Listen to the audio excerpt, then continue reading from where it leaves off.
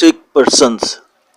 Visiting the sick is a communal obligation in Islam and a revered sunnah of the Prophet sallallahu alaihi wasallam, who said, "There are 5 duties that the Muslim owes to his brother Muslim, one of which is visiting the sick."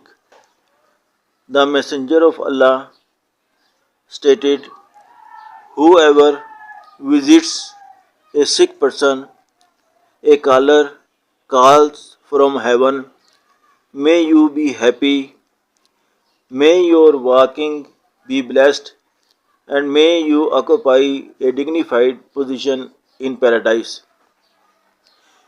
Believers are encouraged to show kindness and support to those who are unwell.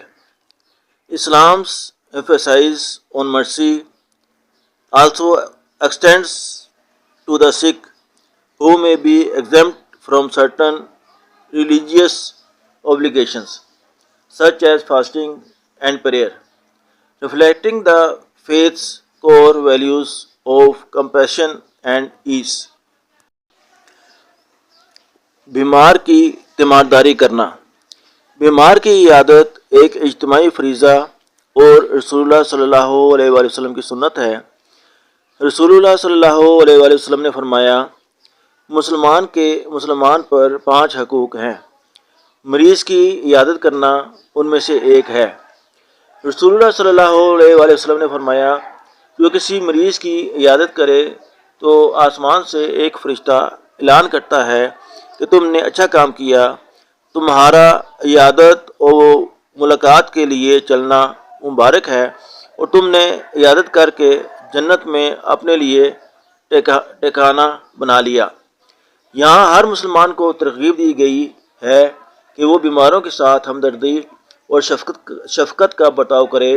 اسلام میں بیماروں کے لیے یہ آسانی بھی ہے کہ وہ چند شرعی ذمہ داریوں مثلاً روزہ اور نماز سے وقتی طور پر مستثنیٰ ہو سکتے ہیں. یہ رعایت ہمدردی اور سہولت کے بنیادی دینی اقدار کی عکاسی بھی کرتی ہے. کچھ پڑھا گیا، سنا گیا، سنایا گیا. یا اللہ اس کو اپنے بارگاہ میں قبول فرما. یا اللہ قبول فرما.